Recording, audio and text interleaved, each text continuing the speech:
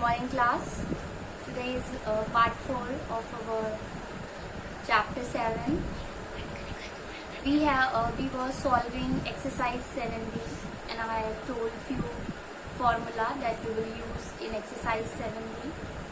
It's request from my side to please learn the formulas, because if you are easy with the formula, when they will in your flow, only then you will able to solve and understand the questions.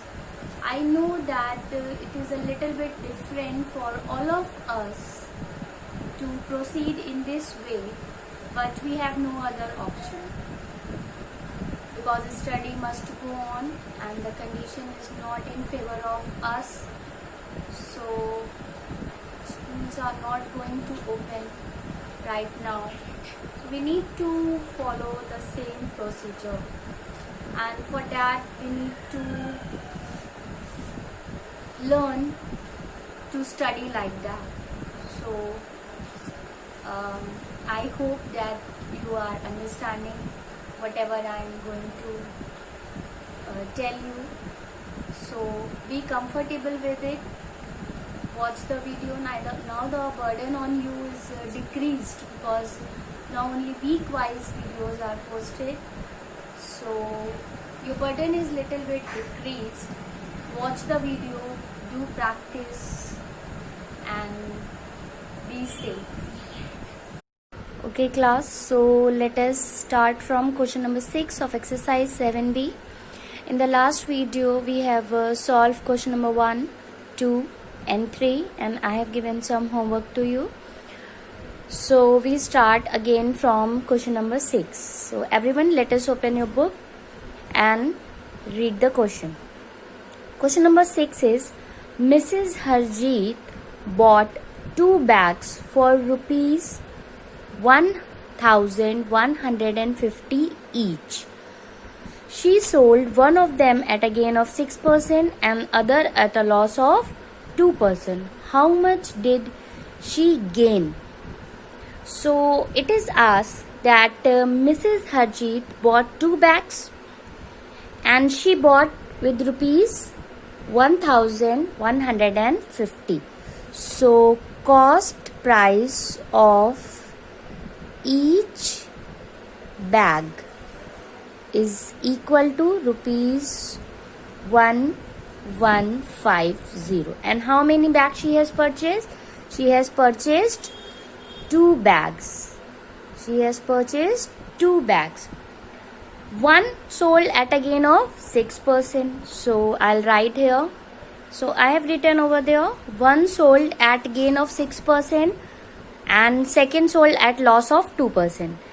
In both the case we find selling price. So we put the formula of selling price when we have gain percentage, and we put all the values. So 100 plus 6 upon 100 into CP, which is 1150. Then we add it 106 upon 100 into 1150 and divide and cancel. Then you will find 53 into 23, which is equal to rupees 1,219. In second case we find again selling price. Here, now this time loss is given, loss percentage is given. So we use the formula of selling price in terms of loss, and we put again all the values, 100 minus 2 upon 100 into CP, which is 1150. Then we subtract it, we get 98 upon 100 into 1150. Now again you will cancel 0 and solve them. You will get 49 into 23, which is equal to rupees 1,127. So when Mrs. Harjeet sold 2 bags, one at a gain of 6%, she get this much rupees, means this is selling price. In second case she get this selling price. So what is the gain in how much she gain in complete transaction, इस पूरे transaction में कि उन्होंने 2 bag खरीदे, एक को loss पे और एक को प्रॉफिट में बेचा, तो इस पूरे जो उन्होंने बिजनेस किया इसमें उनको कितना गेन मिला, आपको ये निकालना है। तो ये निकालने के लिए आप क्या करेंगे, पहले टोटल कॉस्ट प्राइस निकालेंगे और टोटल सेलिंग प्राइस निकालेंगे। एक बैग को इतने में खरीदा है तो 2 बैग को कितने में खरीदा होगा, इसको 2 से मल्टीप्लाई कर देंगे तो टोटल कॉस्ट प्राइस निकल जाएगा। फर्स्ट केस में सेलिंग प्राइस ये है, सेकंड केस में सेलिंग प्राइस ये है, इन दोनों को ऐड कर देंगे तो भी आपको क्या मिल जाएगा, टोटल सेलिंग प्राइस। फिर हम देखेंगे कि सेलिंग प्राइस ज्यादा है कि कॉस्ट प्राइस ज्यादा है, और गेन हो रहा है कि लॉस हो रहा है, और अगर गेन हो रहा है तो कितना गेन हो रहा है। So see I have written total cost price is 2 into this much, because 1 bag की कॉस्ट है 1150, तो 2 बैग्स की 2 से मल्टीप्लाई कर देंगे। Total selling price in case of profit plus selling price in case of loss, we add the 2 things and we get rupees 2346. So you can see easily that selling price is more than cost price, so Mrs. Harjeet will have a gain which is equal to selling price minus cost price. Selling price is 2, 3, 4, 6 and cost price is 2300. When we subtract we get rupees 46 and this is your answer. So the gain she receive in complete transaction is rupees 46 and that is your answer. I hope this question is understand by all of you, and please do practice whenever you solve a video, because this is the only way when you will learn how to solve the questions. Now let us move towards the next question, which is question number 8.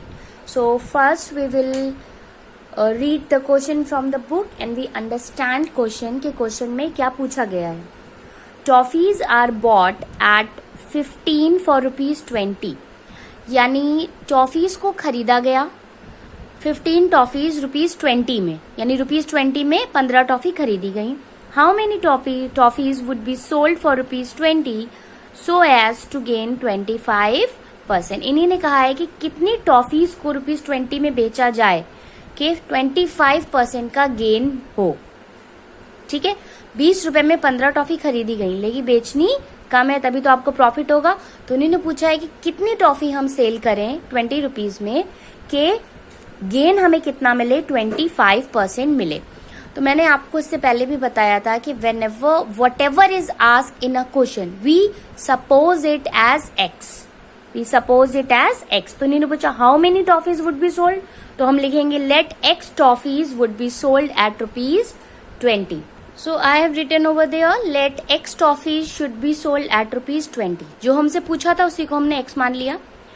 अब first line में आपको दिया है toffees are bought, यानी cost price दी है, तो cost price of 15 toffees is rupees 20, so cost price of 1 toffee will be rupees 20 upon 15। Cancel हो रहा है, 5 की टेबल से कैंसिल करते हैं, so you are having rupees 4 upon 3।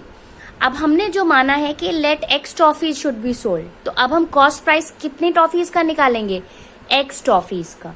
ठीक है, so we find cost price of X toffees as, so I have written over there cost price of x toffees will be 4 upon 3 into x.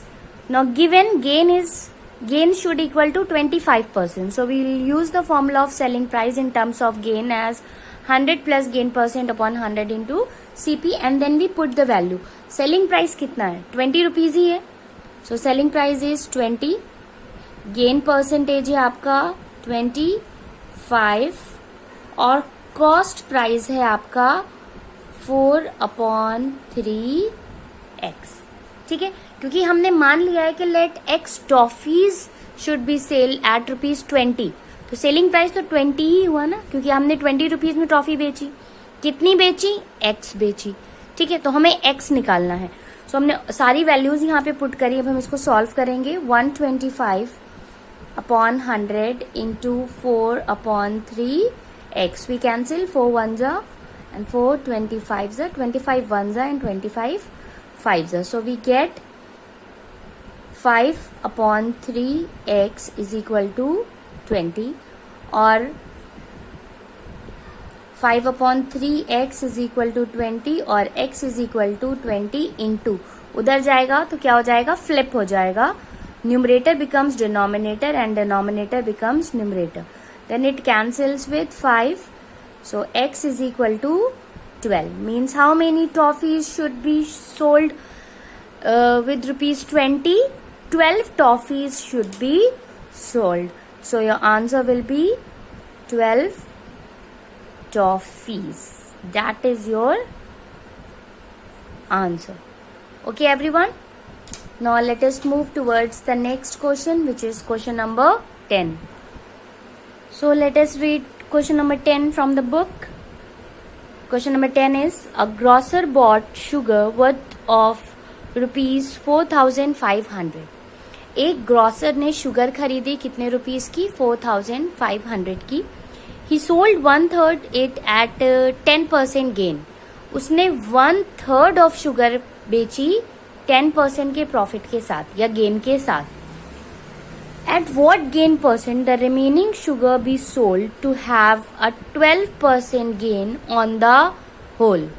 इन्हीं ने कहा है कि किस percent पे remaining part को वो सोल्ड करे, यानी 1/3 तो 10% के गेन पे सोल्ड करी. अब जो रिमेनिंग बची, तो रिमेनिंग कितनी बची? 1/3 निकल गई तो कितनी बची? 2/3. ठीक है, तो जो 2/3 शुगर है वो कितने परसेंटेज पे, कितने प्रॉफिट परसेंटेज पे सेल की जाए कि कंप्लीट ट्रांजैक्शन में, कंप्लीट बिजनेस में 12% का गेन हो. बात सबको समझ में आ रही है? 1/3 ऑफ शुगर को 10% के प्रॉफिट पे बेचा, रिमेनिंग को कितने पे सोल्ड करें. ठीक है, ये पूछा है कि with what profit percent should the remaining sugar be sold so as to have a profit of 12% on the whole. Means पूरे ट्रांजैक्शन पे 12% का प्रॉफिट आए, यानी पूरी शुगर पे. तो इसके लिए सबसे पहले हम रिमेनिंग के लिए निकालेंगे अलग और 1/3 के लिए अलग निकालेंगे और उसके बाद पूरे होल ट्रांजैक्शन के लिए निकालेंगे. तो सबसे पहले हमें दिया है टोटल कॉस्ट प्राइस इतना. अब 1/3 शुगर को 10% के प्रॉफिट पे बेचा गया, तो हम कॉस्ट प्राइस अब निकालेंगे 1/3 शुगर का. तो 1/3 शुगर कितनी हो जाएगी? टोटल कॉस्ट को हम 1/3 से मल्टीप्लाई कर देंगे. 3 से कैंसिल होगा, आ जाएगा 1500 रुपीज. 1500 ये आ गई कॉस्ट प्राइस आपकी 1/3 शुगर की. अब ये 1/3 शुगर 10% के प्रॉफिट पे बेची गई है, तो अब हम सेलिंग प्राइस निकालते हैं कि कितना होगा. फॉर्मूला लगाएंगे प्रॉफिट परसेंटेज का, वैल्यूज पुट करेंगे अपॉन 100 और सीपी कितना है 1500. सॉल्व करेंगे अपॉन दिस मच, 0 0 कैंसिल हो जाएंगे और मल्टीप्लाई करेंगे तो हमारे पास आएगा rupees 1650. Okay, so selling price of 1/3 sugar is 1650. कितने की कॉस्ट थी? 1500. तो इतना हमें प्रॉफिट इसमें मिला, 10% का मिल गया. अब रिमेनिंग शुगर कितनी बची? 1 - 1/3. कंप्लीट में से 1/3 माइनस हो गया तो 2/3.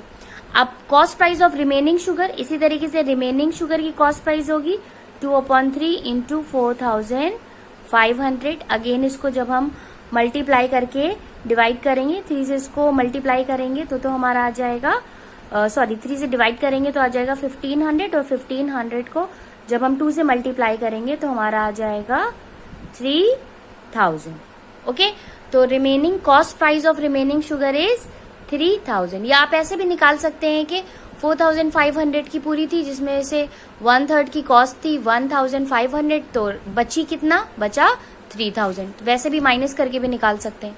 So cost price of remaining sugar is 3000. अब हमसे जो पूछा गया है, मैंने आपको बताया था, वही हम सपोज करते हैं x. इन्हीं ने पूछा है at what gain percent the remaining sugar be sold. तो हमने मान लिया let x be the gain percent on remaining sugar. Let x be the gain percent on which remaining sugar be sold.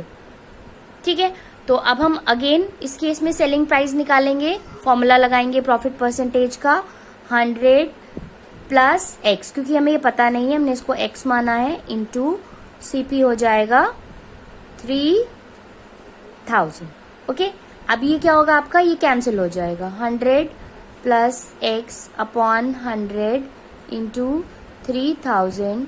These two zeros cancel each other and we get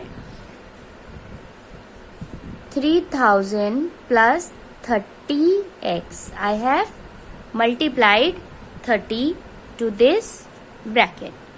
Okay. Now we will find selling price of whole transaction to have a gain of 12%. इन्हीं ने बोला था कि remaining part को कितने percent पे sold करें कि पूरे ट्रांजैक्शन में 12% का गेन हो. तो अब हम सेलिंग प्राइस हमने 1/3 के केस में निकाल लिया और 2/3 के केस में निकाल लिया. अब हम होल ट्रांजैक्शन पे भी निकालेंगे. तो होल ट्रांजैक्शन पे अगेन हम फॉर्मूला लगाएंगे और इस टाइम गेन है 12%. तो हम यहाँ पे वैल्यू रखेंगे 12 और कॉस्ट प्राइस, पूरी शुगर की कॉस्ट प्राइस कितनी थी? 4500. अब हम इसको ऐड करेंगे और मल्टीप्लाई करेंगे. These two zeros cancels with each other. So when we multiply 112 and 45 we get 5040. तो अगर हमें 12% का गेन चाहिए तो पूरे ट्रांजैक्शन में हमें सेलिंग प्राइस इतनी हमारी होनी चाहिए. तो अब हम एक फॉर्मूला लगाएंगे कि total selling price is selling price on 1/3 plus selling price on 2/3. ठीक है. तो टोटल जो सेलिंग प्राइस मिली ये 1/3 और 2/3 के सेलिंग प्राइस के बराबर होनी चाहिए. हमें टोटल सेलिंग प्राइस पता है 5040. सेलिंग प्राइस ऑफ 1/3 पता है 1650. लेकिन हमको 2/3 पे नहीं पता है. तो 2/3 पे हमारी कितनी थी? 3000 प्लस 30x. ओके. अब हम इसको सॉल्व करेंगे. तो हम क्या करेंगे? 1650 प्लस 3000 इसको ऐड करेंगे दोनों को आपस में. तो ये हो जाएगा 4650 प्लस 30x. और नेक्स्ट स्टेप में हम इसको इस साइड में भेज देंगे. तो ये बन जाएगा माइनस में 4650 और 30x इज इक्वल टू, जब आप माइनस करेंगे तो आपको मिलेगा 390 और x is equal to 390 upon 30. Divide करेंगे 0 0 कैंसिल होगा. 3 1 जा 3 3 जा तो आपको मिल जाएगा 13. तो हमारा आंसर कितना आ जाएगा? हमने ये परसेंटेज में माना था x is equal to 13%. It is our answer and that is asked to us to find percentage on which remaining sugar should be sold. Okay, I hope you people have understood it. If not, please rewind the video and watch it again. Okay everyone, now question up to here, question number 12 is for homework. So homework is question number 12. Now we will solve another question which is question number 14. Let us read question number 14 from the book. Question is, a television is sold for rupees 9360 at a loss of 4%. They have said कि एक television को बेचा गया इतने rupees में 4% के loss पे. For how much it should have been sold to gain 4%. इन्हीं ने कहा बजाय लॉस के अगर हमें 4% का गेन चाहिए हो तो हमें उसे कितने में सोल्ड करना चाहिए. तो गेन परसेंटेज दिया है, आप सेलिंग प्राइस का फॉर्मूला लगा के निकाल सकते हैं. लेकिन अगर आपको सीपी पता हो, इस पूरे कंप्लीट क्वेश्चन में आपको कॉस्ट प्राइस तो पता ही नहीं है टेलीविजन का, तो जो पहली कंडीशन दी है उसको यूज करके सबसे पहले हम क्या निकालेंगे? Cost price. कॉस्ट प्राइस का फॉर्मूला लगाएंगे और वैल्यूज को पुट करेंगे. 100 अपॉन 100 माइनस 4 इंटू सीपी. तो हमें क्या मिलेगा? 100 अपॉन 96 इंटू 9360. और जब आप इसे सॉल्व करेंगे तो आपको मिलेगा 25 इंटू 390 कैंसिल करने के बाद और मल्टीप्लाई करेंगे तो मिलेगा रुपीज 9750. यानी टेलीविजन था इतने का लेकिन जो सेल हुआ वो कम में सेल हुआ, इसीलिए लॉस हो रहा था. तो हमें कॉस्ट प्राइस मिल गया है. Once we get the cost price we are able to find selling price to have a gain of 4%. So we apply the formula of selling price 100 plus 4 upon 100 into CP, which is 9750. It will be 104 upon 100 into 97500. Cancel. Again, cancel everything. You will get 52 into 195, and when you will multiply it, you will get then 10,000. You will get 10,140 rupees. So this is your answer. Means television should be sold with rupees this to have a gain of 4%. Okay everyone, so this is all for today. We have solved for question number up to question number 14, and I have given you homework of question number 12 only. Practice all the questions again and again, at least 2-3 times practice each question and learn all the formula. This is all for today. Have a nice day everyone.